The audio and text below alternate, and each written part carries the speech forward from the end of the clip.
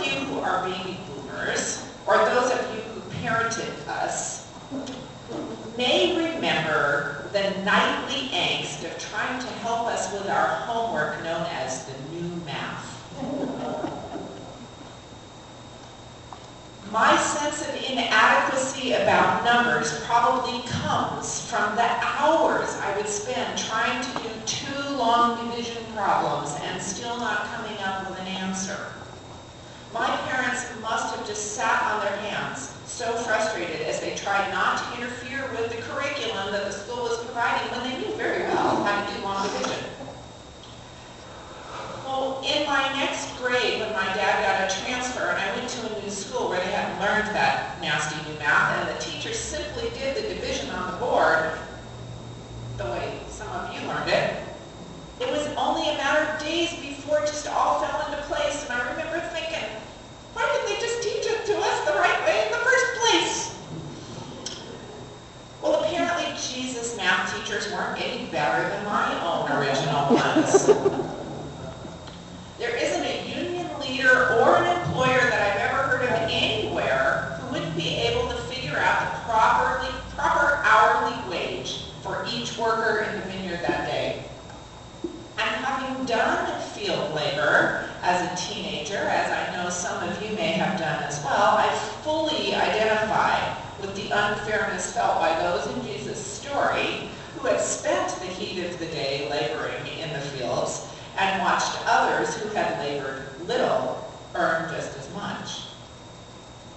Now, Jesus exhibits many examples of bad math and unfairness in other parables. There's the prodigal son who is welcomed home after wasting half the father's estate. There's that foolish shepherd who abandons an entire flock to go find one sheep.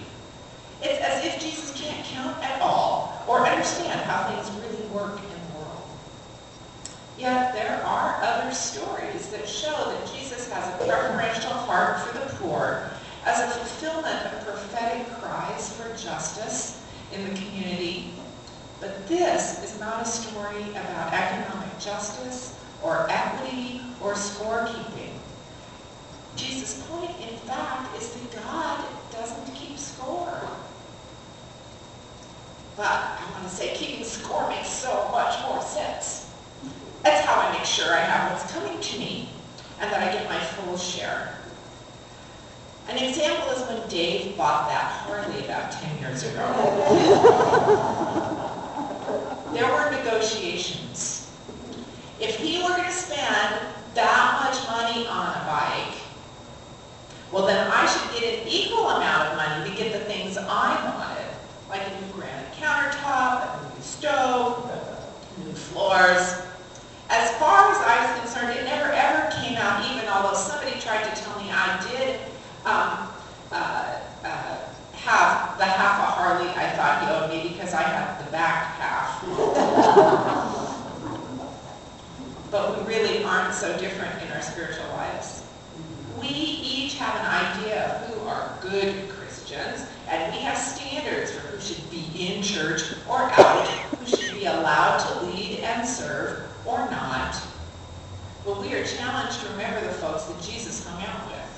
Tax collectors, fisher folk, liars, gossips, thieves, adulterers, foreigners, lepers, and, of course, women.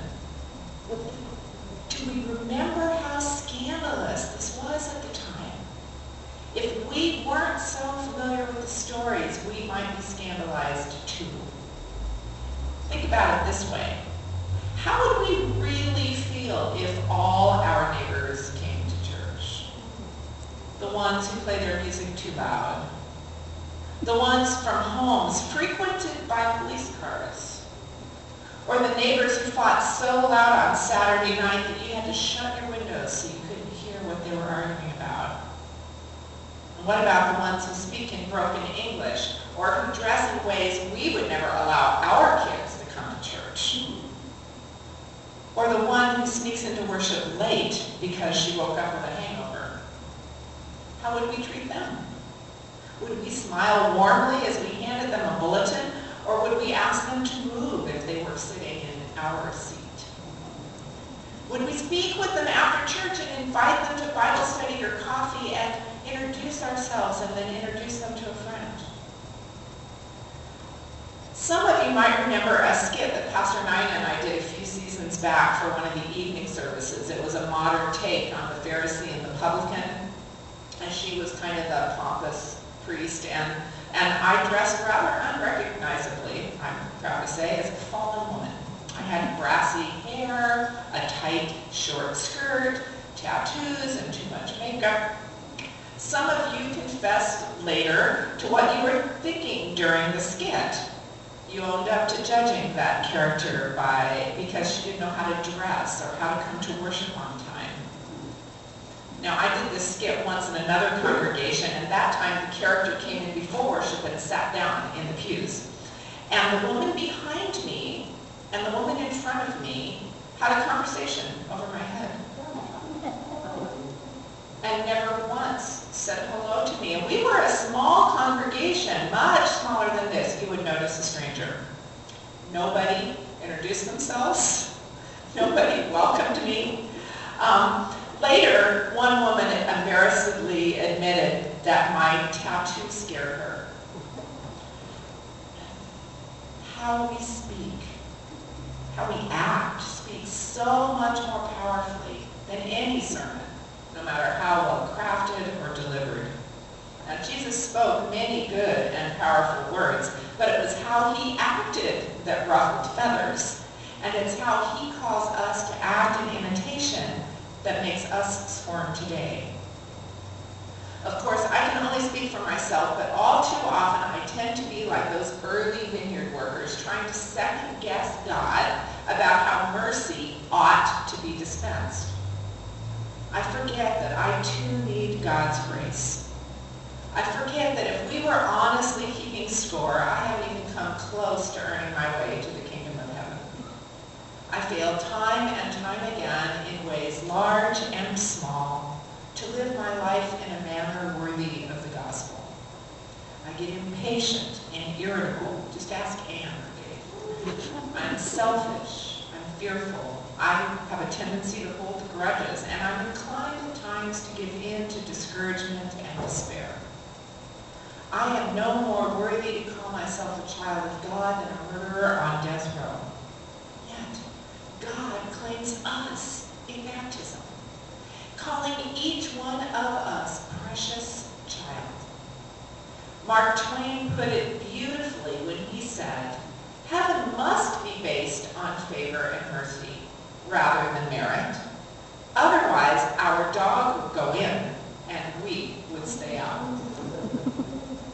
But that is what makes it grace. It isn't about what I deserve or about what I call myself. It isn't about how good any of us are or aren't. God's grace and favor and mercy are about love. Love, not doled out in miserly amounts as if there isn't enough to go around. Instead, God's love is lavished abundantly, extravagantly, and eternally for anyone who holds out their hand and opens their heart to receive it. God really does do math different than us. We tend to live with a view of scarcity and fear that there won't be enough or that we will lose what little we have.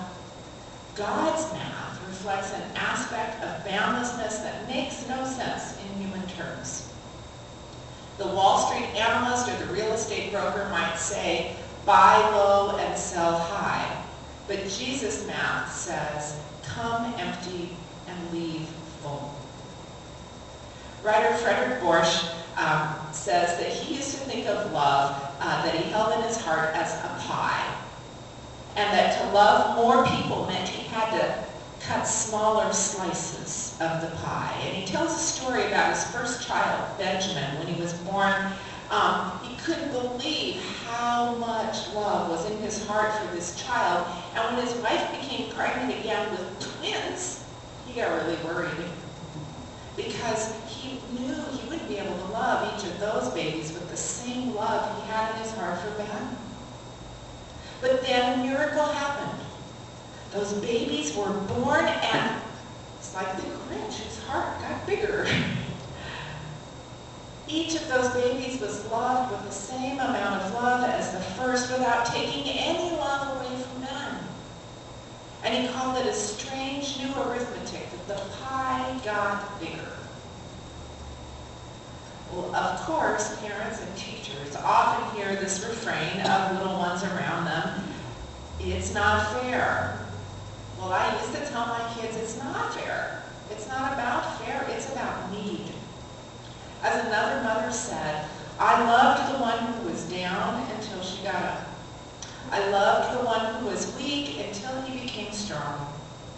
I loved the one who was hurt until she healed, and I loved the one who was lost until he was found. Friends, through Jesus' death and resurrection, God has loved us into our rising up. Through Jesus' willingness to become weak, God is loving us into growing stronger. Through Jesus' tender touch on our lives, God is loving us in towards healing. And through Jesus searching for us, God has loved us on our way to being found and to finding ourselves. William Willimon, who's an amazing preacher, says this: what Jesus wants to do for us is not a matter of shrewd calculation on our part, but rather it's a matter of his extravagant graciousness. And I think about that denarii that the manager paid each vineyard worker. It was just enough for food for the day, not unlike the manna in the wilderness that God provided for the Israelites, just enough for what they needed, regardless of how able they were to harvest. Part of the good news is that our spirits, having been transformed by the experience and the encounter with such generous grace, are now free to move from mere philosophical agreement with God's graciousness towards a practical generosity, gratefully returning to God what God has first given us, our time, our talents, our treasures, and true, joyful acceptance of the neighbor who joins us on the journey wherever they meet the path. Now, there's still a problem, but it's not with God, it's with myself. In the words of Matthew Skinner, who's an associate professor of New Testament at Luther Seminary in St. Paul, he says, it isn't that I want extra doses of compassion for myself. Rather, I wish that God's modus operandi didn't make me and countless others look so cheap in comparison, through our own sad inability to allow benefits to go to the people who need them most. I think it's true. We consider ourselves generous if we give as much of 10% of our money and even some of our time to God. And the national average, by the way, is 3% about money. I don't know about time. But yet it all belongs to God in the first place. And second of all, God is beyond generous, having given us his all in the person of Jesus Christ, who withheld nothing of who he was for the sake of all whom God holds dear. Now, the unvarnished and scandalous truth is this: maybe you have loved Jesus from the cradle, or maybe you are more like Kelly Renee Gisender, who's on death row in Georgia for conspiring to murder her husband. Through correspondence courses and visits, she studied theology with Lutheran scholars and has come to know Jesus in the last few years before her death. Either way, old or new, the whole kingdom is now yours. Because as Jim Taylor says, God does not hand out fractions of the kingdom. It's all or nothing. If you take it, if you accept that you yourself are forgiven and then respond accordingly, then the kingdom of heaven is already there. So my friends, let's delight in the gift that is ours, and let us join together joyfully to hold the gates open for all the rest that Jesus will usher in. Amen. Please rise as you are able.